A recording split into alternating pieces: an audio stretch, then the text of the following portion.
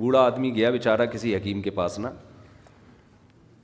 تو حکیم سے کہنے لگا کہ مجھے کھانسی بہت ہو رہی ہے. حکیم صاحب نے کہا بڑھاپا ہے, ظاہر ہے بڑھاپے میں تو ہوگی کھانسی. اس نے کہا حکیم صاحب جوڑوں میں بھی درد رہنے لگا ہے. حکیم صاحب نے کہا بڑھاپا ہے, بڑھاپا ہے, اب یہ ٹھیک ہونے کی عمر نہیں ہے, بڑھاپا ہے. حکیم صاحب میں چلتا ہوں تھوڑا سا ادھر بھی کمر میں بھی پین شروع ہو جاتا ہے. حکیم صاحب نے کہا بڑھاپا ہے.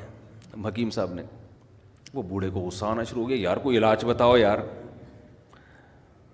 تو بوڑھے آدمی کو غصہ آ کے حکیم صاحب سے کہتے کیا بڑھاپا لگا کے رکھا ہوا ہے یار, ہر بات میں بڑھاپا. حکیم صاحب نے کہا یہ بھی بڑھاپا ہے.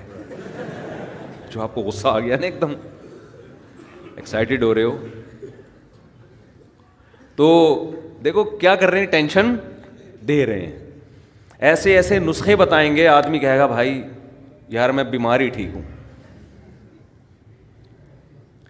ایک حکیم صاحب کے پاس, ہمارے جاننے والے حکیم تھے, ان کے پاس ایک پیشنٹ گیا, کہنے لگا کہ کیلشیم کی کمی ہے نا. حکیم صاحب نے کہا اچھا نسخے بڑے خاندانی ہوتے ہیں بعضوں کے پاس, لیکن وہ کون بنائے بیٹھ کے.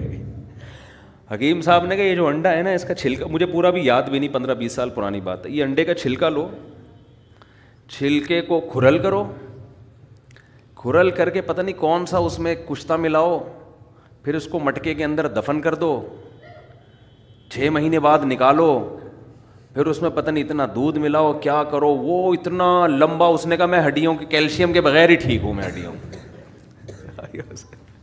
سمجھ رہے.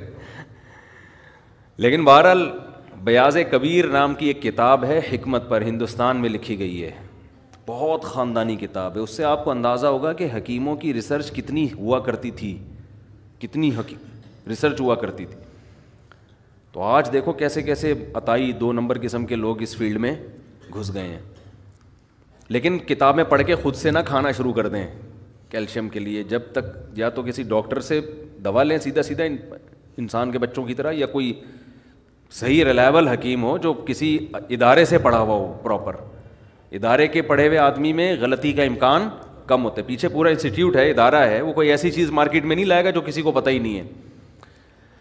اچھا خیر, ہم کہاں چلے گئے, تو نبی صلی اللہ, ہمیں یہ بتا رہا تھا کہ آپ صبح اٹھ کے جب اس طرح سے خاندانی طریقے سے مسواک کریں گے, مزہ نہ آئے پیسے واپس, آپ کے منہ میں خوشبو پیدا ہوگی. دیکھو ٹوتھ پیسٹ کی خوشبو نہیں ہوتی, ٹوتھ پیسٹ آپ کے منہ کی بدبو کو دور تو کر دیتا ہے, لیکن اس میں خوشبو نہیں ہوتی. مسواک والے جو ہوتے ہیں نا, ان کے قریب جاؤ, ایک الگ سے آپ کو اچھی اسمیل آئے گی, اس میں ایک الگ سے معدے تک کو فائدہ پہنچاتی ہے نیم کی مسواک, پیٹ کو فائدہ پہنچاتی ہے. تو میں یہ کر رہا تھا کہ یہ بھی ایک صفائی کی قسم ہے, اسلام نے اس کو بھی فوکس کیا.